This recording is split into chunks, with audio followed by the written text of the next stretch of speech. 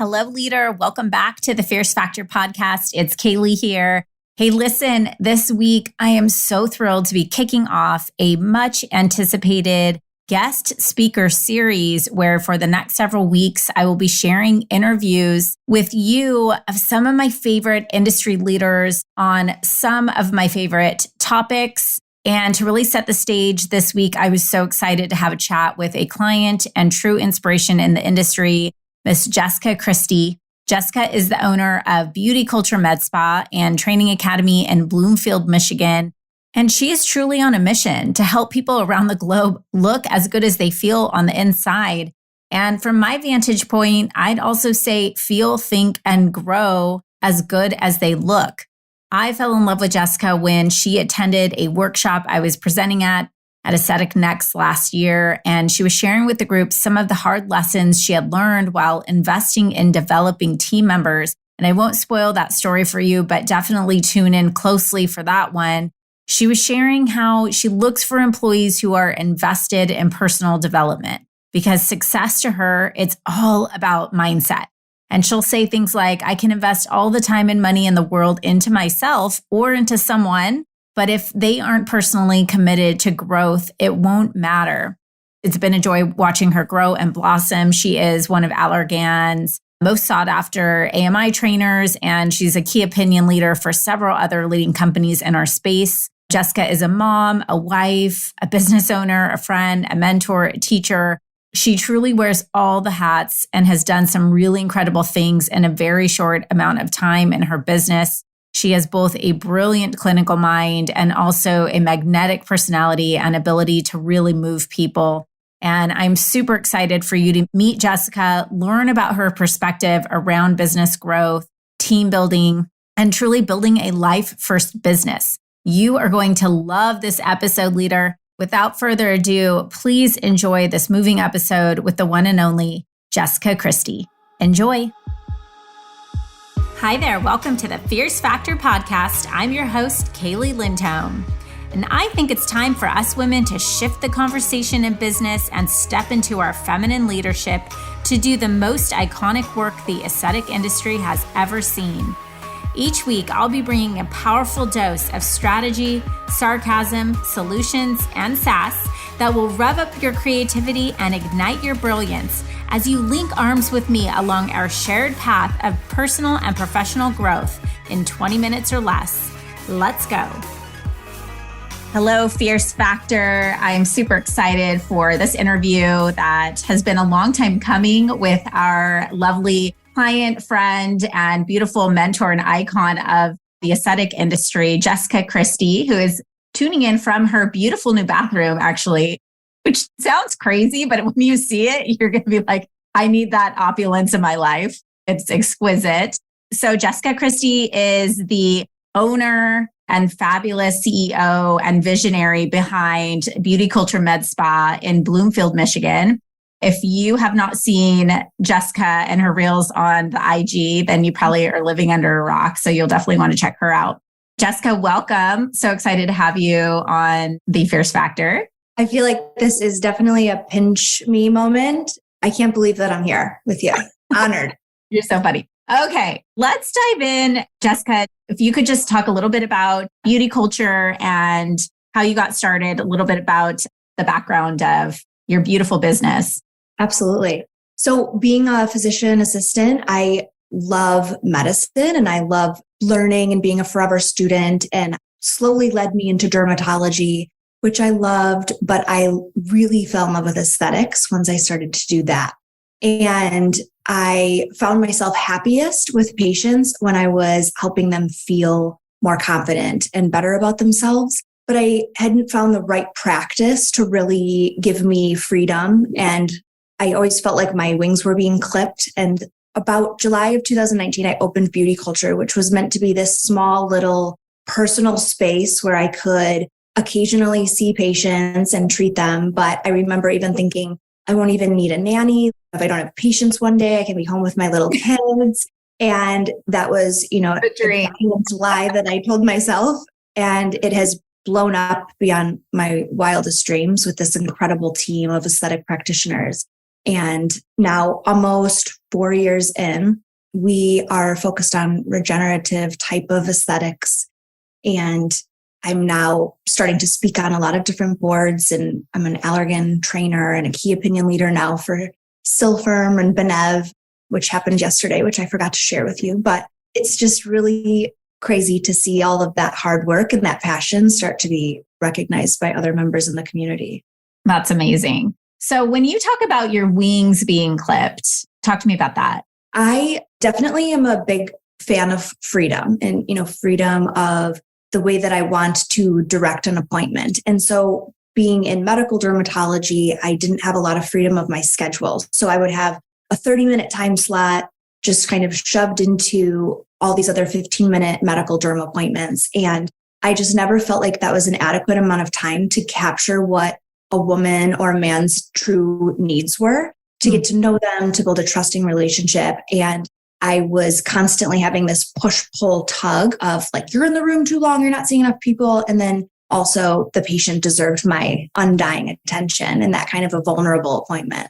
So I wanted it to look differently. I wanted it to be a culture of people that wanted to be at work, people that you choose to be around.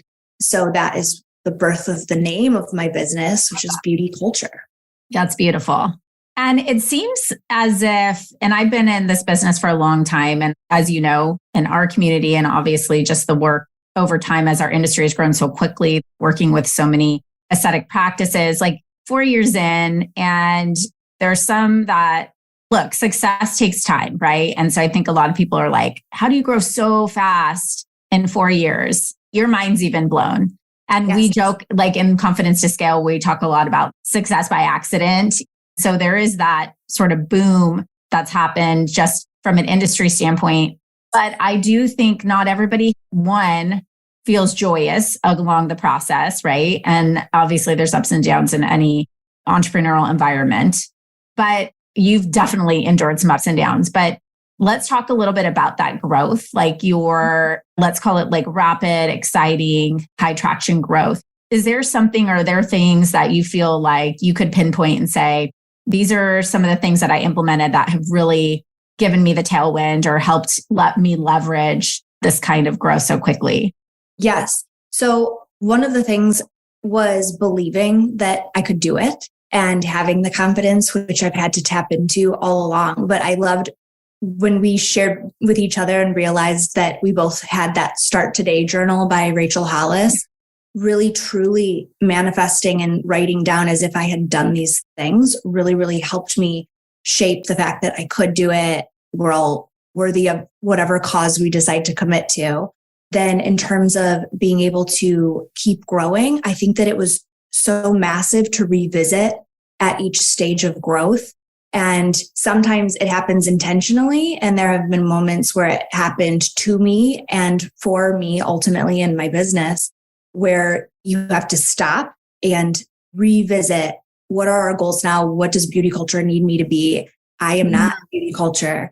And when either, again, intentionally or whether it's forced upon you, I think that shifting and being fluid and really leaning into what you're being told and what your business needs of you has really, really helped the growth mindset of everything.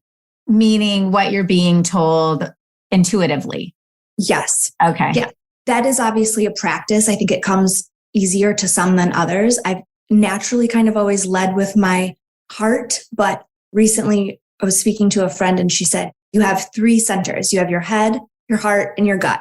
And when all of those things are not aligned, there's something to discover there. And so I've kind of used that as a newer adopted practice where if those things are not aligned for me, I kind of go back to the drawing board and kind of sit with where that could be not working so well.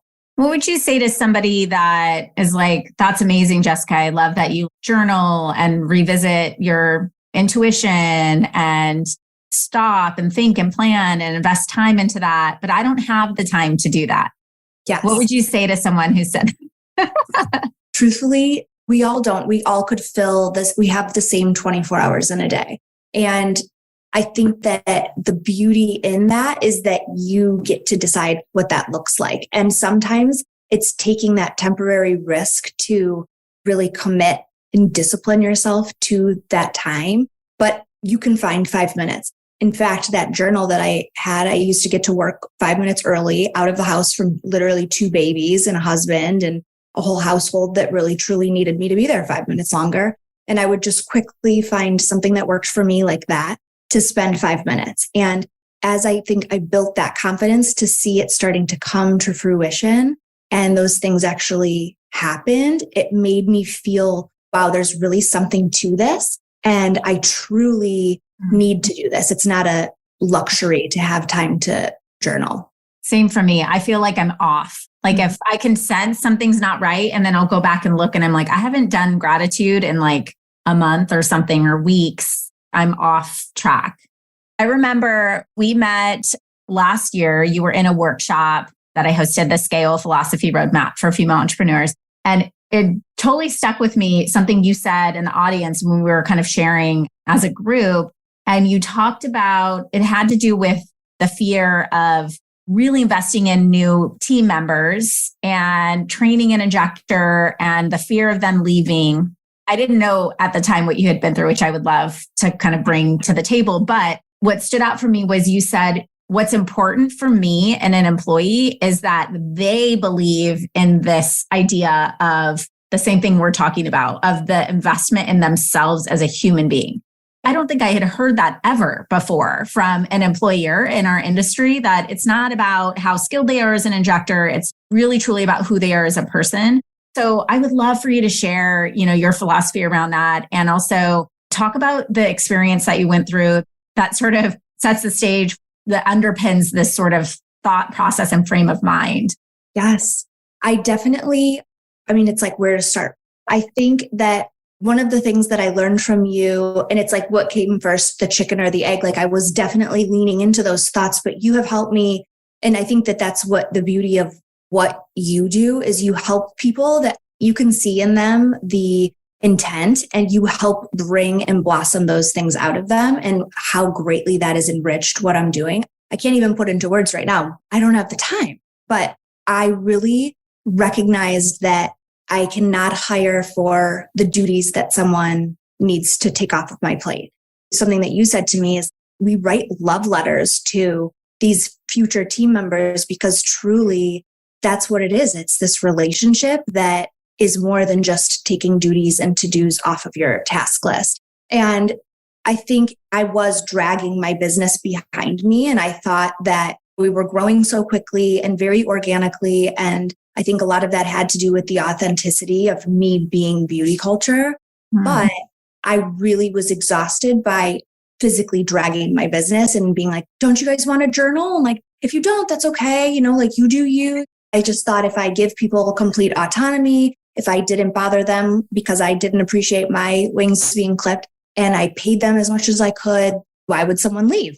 Then it happened. And I had very few key players of my business that were really like the legs of where beauty culture began to expand. They left and actually started a new practice, which is really commonplace in our industry. And a lot of our team members in the groups that we're in, they're so fearful. The Hiring PTSD was such an amazing podcast. And they're so fearful to go down that road again. And I get it because it is painful. But I truly leaned into that experience. And instead of being angry, and of course it wasn't just overnight, but instead of being angry or blaming or thinking, gosh, what else could you have wanted? I really used that hole that I was now looking at as, I'm not going to replace it with that same thing. I'm really going to look at this and look at beauty culture and what it needs me to be and what other people need to come into this place to make it what the vision for this whole business is supposed to be, and where is it going to go. With that, I decided to not be angry. I only have a certain amount of energy. I decided to really focus that energy into that growth and foster the people that truly I felt like wanted to be there. And as if I retrospectively wrote them a love letter. And I'm thankful for the people that actually left because they weren't aligned with our mission and our vision. And I really, truly wish them the best. There's so much beauty in letting that go. So you so gracefully talk about this, but your primary team members left and started a competitive business next door. figuratively next door, down the street. So I think it's important for business owners who are listening and who are feeling that fear. We almost project and anticipate, like I'll hear things like the embarrassment I'll feel if someone leaves, or they'll take all my stuff. And so I think it's so powerful to speak to somebody who has been through that experience and only grew stronger through it. And also just hats off to you for not being upset and pointing that anger to somebody else and blaming, but also not shaming yourself for it and looking at, okay, what are we going to learn? And let's sort of move on and grow. And you talk about not filling that hole with the same thing. And it's so fascinating to me because I've learned through our conversations, obviously, a lot about your approach to finding people on your team. And I remember we were on a call and you said, I'm in an interview asking questions to understand who they are and their character, not about all the other fluffy things that maybe in the beginning, in the past, that approach had been different. What did you learn from this experience? And can you share a little bit about that interaction with future team members and with team members as you hire and the questions you're asking, things that you're looking for to identify if they're going to be a great fit for beauty culture? I think one of the things that happened, and I'll call it a mistake, but hindsight's always 2020, of course. But I think one of the things that I needed to do was really, as beauty culture had changed and as it actually became something that I really, truly never intended it to become. It's like, okay, well, now it is here. I have a choice. Do I want it to be this? Yeah, let's go with this. And then when I came to your workshop, which I don't even really know how I signed up for, I had told you that, which is so funny. It was like truly a manifested situation. I was like, wow, I actually don't know what my vision or mission is. I really, truly don't. And I actually was struggling. Why do I love aesthetics so much? I don't judge myself by that. That's not my number one priority. And so I really, truly was leaning into, why do I care so much about this industry? And so it was at this really crucial, pivotal time where I really had to put pen to paper and sit down and spend. And that's why that journaling thing, that's not an option, because if I wouldn't have done that and if I wouldn't have gone back to the drawing board, I could have gone one or two paths, and I chose the upward exponential path and hopefully the positive path for all the people on my team. So when I think about that, first of all, it's being so clear about who we are, what our vision is, and what our mission is. And a lot of your core values for your team are so similar now to what I talk to my team about, and being all in and being very passionate about their continued education. So now I look for those things. The other thing is, I learned from Dan Sullivan. He's a coach, and he would do these one-on-one meetings with his best clients. And he would just have these open-ended questions and ask for insights and really create this safe space for discussing fears. And so I implemented those with my team. And that's something that was so mutually beneficial. And it just really filled all of our souls, I think, with so much zest for the future. And it was such a good time to check in. I wish that I would have implemented those from the beginning, because I think I would have had a better finger on the pulse of people that weren't there for the right reason. That's been a huge game changer. And then I get to know exactly what is going to keep someone happy and what their goals are. And it's also encouraged me to do what you've been encouraging me to do, and a lot of other people, is become more of the CEO of that brand in your business. And you're the one that's responsible for marching that vision right down the lane. And so I'm able to make those things happen for the people that are truly out there doing the work. And I get to step back and support them. That was hard for me, because patient care truly is where I'm so passionate. In the room with a patient is my favorite thing ever. But when you're a true leader, it's not about you, it's about them. And if I can transform their lives and give them what they need to feel fulfilled, they get to enrich this whole other community of people. And happier women in Metro Detroit is just going to be a better situation. I remember you saying, and I'm trying to look through my notes real quick, I don't remember it, but I remember writing it down, that you ask in an interview, what's the last book you reading right now? Are they somebody who's investing in themselves, learning more about them? What are your hobbies? I remember recently someone telling me, my mind was blown when my employee told me they weren't motivated by money. And actually, when this airs, this next podcast, that it will have been the one before our podcast, I discussed developing compensation plans. And that's one of the biggest problems that happens is we build a comp plan assuming that people just want money. Let's give people more credit. Do they not want to grow as human beings? Are we not looking for people that are all about that? It's just such a testament to the philosophy around which we all strive for and we all want it. Like no one's going to say, I don't want to love my people and I don't want to invest in my team. Everybody wants to do it. But when the rubber hits the road, we go back to old habits. We go back to what we know and we feel scared to invest because it's sort of this like lack mindset, but they may take, I'm giving them too much. And I would love to just to kind of dive one layer deeper into that. You've got a big team and a lot of things going on and a training center and your practice and then all the other things you have like in terms of your leadership on these advisory boards and trainings and things like that. And you're making amazing videos and like, you're just always omnipresent. But when we talk, what I know about Jessica Christy and her core values, it's truly about building and developing the team. How do you do that? Like, how do you show up as a great leader when you are being pulled in 30,000 different directions? Oh, by the way, a wife and mom, like name all the hats. How do you show up as a leader that the team and the business needs when you have so many things going on? One thing that has continued to resonate in the last probably 8 months has been systems. And it's sort of cliche. I think that anyone who's ever read a book on improving their self-help kind of a book, if someone else can do something just as good as you and you're not uber passionate about it, please move it off your plate. I have someone that is helping make clean meals for my family because that's super important to me, but I can't do it. I need someone to help me clean my house. I actually enjoy cleaning my own house, but my time is not well spent doing something like that. And it is a consistent thing of all these plates spinning and like, which ones do I personally love spinning and I need to keep spinning and need my brain and my heart and my gut? And which ones can I say, can you come in and keep spinning this for me? I think we talked about too, even having accountability between that. I have team members that will say, because I will fall into the trap sometimes of saying, oh no, I'll see that patient. I'll come in for that patient.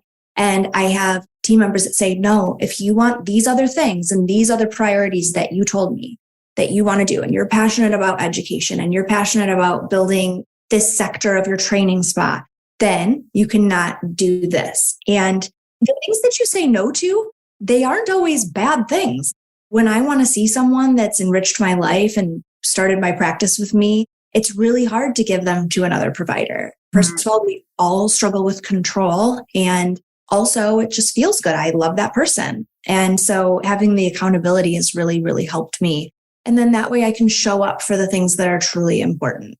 That resonates for me as I worked with a coach to get through that same sort of place in my business. And I began to challenge myself and say, Kaylee, if you're so great at what you do, and if you're so smart and everybody wants you so bad, and you're such a good teacher, why can't you then develop a team who is just as good or stronger than you? And so I sort of shifted, whereas I think we forget about that part. And I hear doing the work that we do and see it again. And now that you're getting exposure yourself to like many of our academy members at different stages in their business and life, you hear a lot of the same concerns about being able to shift into that CEO role because everybody needs me. My clients need me. My patients need me. My team, right? Everybody needs me. And you realize that that's you wanting to be needed. And that if you do put the systems in place and you do start to allow yourself to feel that separation anxiety a little bit and let it happen, you've actually built something really beautiful that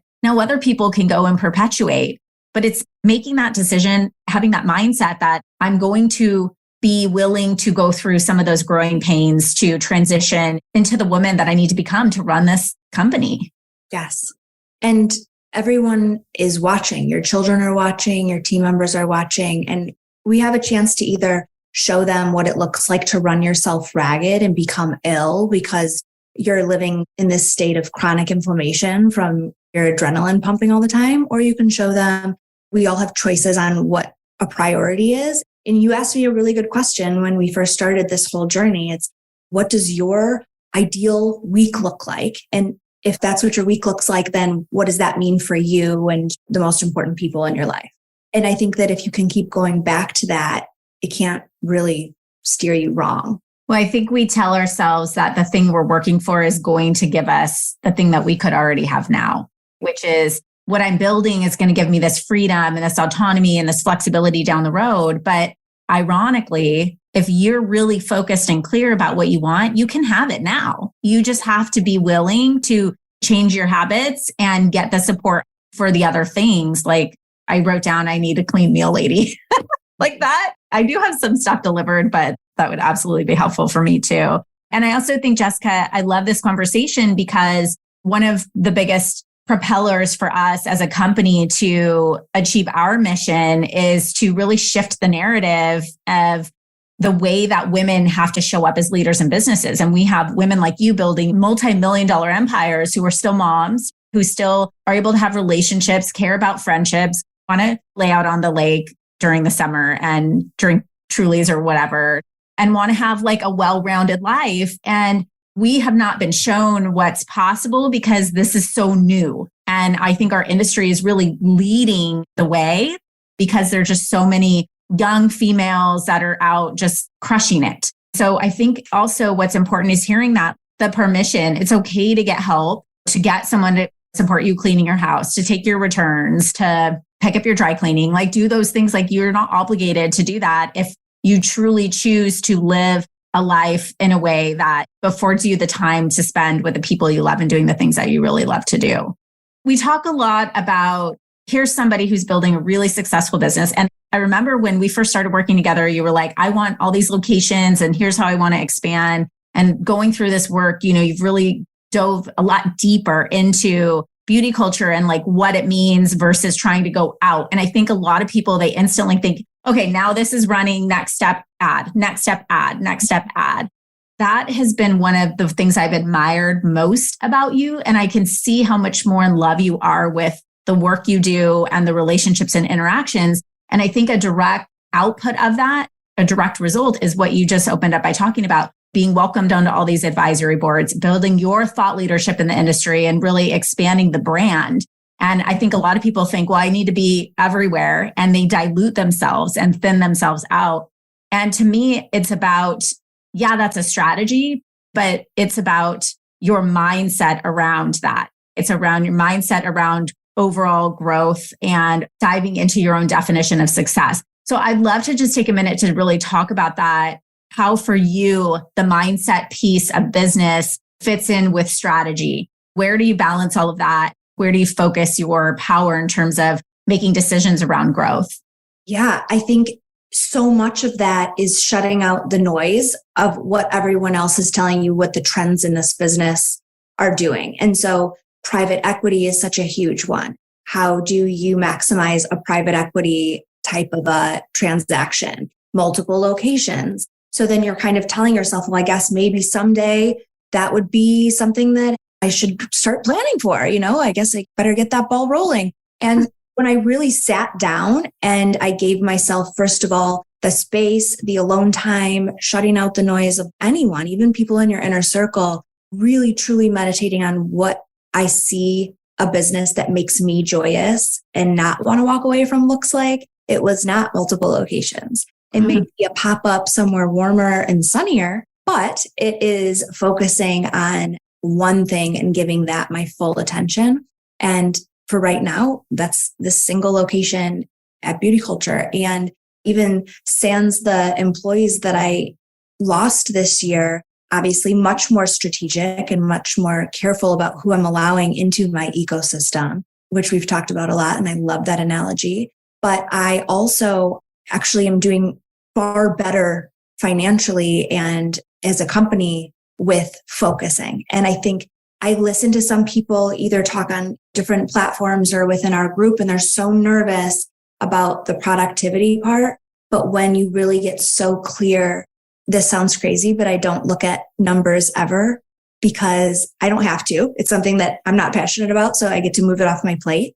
And I have a team that does that. But I don't know why, even I'm surprised that with many less team members that have not been replaced, I'm doing better numbers wise than I was with people that weren't meant to be there. And I don't like to talk about numbers that much because, again, that's not the passion thing for me. But I think that it's important for people that are focused on like, gosh, I just got to grind and grind and grind. And the most important thing is like how much growth and how much more I'm making, when true scale comes from a different place. Isn't it true too? Because we talk about in our company, clean money, money that feels good, that's in alignment with our core values. We really try to choose and select who we get to work with so that we're all successful. That can be hard. Like in the beginning, you're like, I just need the business and I need the business to grow. But I think it's interesting because if you really think about it, what you're saying is we had less resources and we did better and we did more. And it's funny because when you're in that position, when your back's sort of against the wall, or when, you get into a space where you have to be more strategic than just, let's just wing it and throw spaghetti at the wall, right? Or it's just focused on growth. You start thinking it's that 80-20 rule. You start focusing on what are the things that are actually moving the needle for me? What do I love? What do I enjoy? And I'm not surprised, honestly, when you tell me I don't look a lot at my numbers because success is subjective. And I've got to a point where it was all about the numbers for me. At one point, I thought that's what it had to be. And I realized at what cost? I mean, I was in corporate America before I left, an ulcer, hair falling out, gaining weight, never home, broken relationships. And it's like, is that worth how much money or at what cost? And so it feels counterintuitive, but like actually narrowing down and diving really deep into the things that actually matter create such a tremendous like multiplier of impact. Yes. And there may be people within your organization that are more focused on things like that. And you almost have to either remind them or move them out if that's their focus, because they're going to continue to cloud your judgment of what's truly important. Anything that's standing in your way, you got to clear the path. Yeah. Again, for all of y'all listening, listen to what Jessica's saying. It's first of all, getting focused on what the plan is and where you're headed. And I think in the beginning too, don't beat yourself up if you're grinding and like trying to get sales. Yeah, you got to kind of hustle a little bit, when you get started, but know where you're headed, know what it's worth, or you will burn out. And your team will see that. I love that was such a powerful point that we forget we're an example. We show up with our hair on fire and we think our team's supposed to have it all together. We're their leader. It's like, no, we set the example and the tone and show them what's expected of the way that we show up in our business. Okay. I would love for you to share a few of your favorite podcasts or mentors or books. Like, where does Jessica turn to support her through this, the personal and professional development, all of that good stuff that really helps you strengthen and polish your mindset? I love, first of all, your podcast, not to like blow it up, but I really, truly do. And in fact, I've brought other people kind of into our group because I thought, gosh, you really need to hear this. And even other female leaders can take such value from your points. And another thing that I love about you is you're super authentic in terms of, this is where I learned this. This is the coach I learned this. And so then it gives me this web of other people that I also can start listening to. Like, I really love Kelly Roach as well. And I think that so much of what she says resonates. I also love finding people like Dan Sullivan. I love listening to his voice. It's very soothing, but he has so much to say and he concisely really lays out important things for me. Like, he really helped me develop the whole, what my motivators are, like freedom of relationships and what I want my life to look like, and freedom of time eventually. But, there's goals there too. And then I love his book, Who Not How, which is really something that helped me start to strategize of, okay, I don't need to be doing all of these different things. So he's been probably one of the biggest sources of support up until I started getting to work with you one-on-one. And you know where I found him? Literally from one of my patient care coordinators who is also passionate about self-growth. And she sends me, oh gosh, you got to listen to this one. How crazy amazing this podcast was. And it totally speaks to what we're doing right now. And what a relationship and a friendship. And it's invaluable. And then a lot of times they will host people that it will have books. And I think, oh gosh, I really need to know more about that. And I was just telling a friend this morning, we were on our group call and another amazing woman that you coach shared a talk. And I asked her at the end, because I love to ask people, what is one book? Because she was referencing a lot of books she read. Like, what is one book that you read that really, truly changed your outlook? Mm-hmm. And it's funny because I listened to a podcast first on this man and this book, because I always do that. I want to know, what kind of investment am I making here? And it was not applicable for me. I don't have those same struggles or hurdles, but it was so applicable for someone so crucial in my life. And now I'm watching that transform that person. And it's just like amazing, that network and that web of like-minded people. I think the biggest person that's changed how I lead and how I am in my business is Brené Brown, because she has taught me, I think, when you touch on people saying, I am scared to look stupid that someone's going to leave my business, or like, am I going to look like the weak one and now they're the new spot? It really helped me lean into vulnerability, and it helped me say that it's okay to appear weak to some, because you're going to look strong to the others by owning and being authentic. And the people that truly are going to stand by your side through the long haul are the people that are going to say, gosh, I really resonate and I really respect the fact that she's so real and admits that there's struggle along this whole journey. I love that. I found that too, just over team and leadership and team building and going through those stages of self-proclaimed. I should say other people proclaimed me a perfectionist. I really don't think I am, but whatever, it is what it is. But I think that tapping into that. So if it's Brené Brown, The Gifts of Imperfection, which is funny because I actually have that on my little table here. I see it. But the thing about vulnerability is that it allows us to create space for our team members to also be vulnerable and feel safe failing in front of us. And so mistakes happen. They're failing forward, essentially. They're admitting things like, hey, this didn't work out right. Shame on me, but like really not, because I'm okay with that. I'm not perfect. And how do we remedy this and how do we grow? And I feel like the team is able to grow and people are able to really advance in their roles and feel more empowered to make independent decisions in your business when you're okay with mistakes. And that starts with vulnerability. Yes. And somehow a lot of us in this industry come from, I think in my household growing up, if there was a conflict, it was like, well, what did you do? So I think that we start to develop these little defensive exteriors. And it is not natural for me to walk in and really like take ownership and blame for said situation this past year with my team. But I really tried that on, and the fruits of that have been so exponential, and just saying, I made this mistake. And there's a fine line. Like, you don't want to walk into your office every day like a hot, vulnerable mess and like look like sometimes truly how I feel on the inside. That's like for me to shut my office door and work on that. But also that is not relatable at all for someone to look at me and think that I do all of the things that it looks like I do on Instagram. And so I just try to own that here and there. Like, I have help. I love that too. So one, this little cozy blankie I have here also came from a business coach of mine. But my team will see me sometimes on calls, like just wrapped up in this fuzzy, furry, cozy Sherpa, like minky thing. I don't even know. And I'm like, this is like my little hug. I'm just feeling that today. So it's there for that. It does look pretty. But I think your success on Instagram, because we never talk about Instagram strategy. Like, you're never like, oh, I need help with this and followers. And like, that's never come out of Jessica Christy's mouth one time, FYI. But what I love too is like, you make videos with no makeup. You show all the sides. Right now you're recording without makeup, but it's important. And people are like, oh, wow, Kaylee, you know how to put makeup on. I rarely ever do.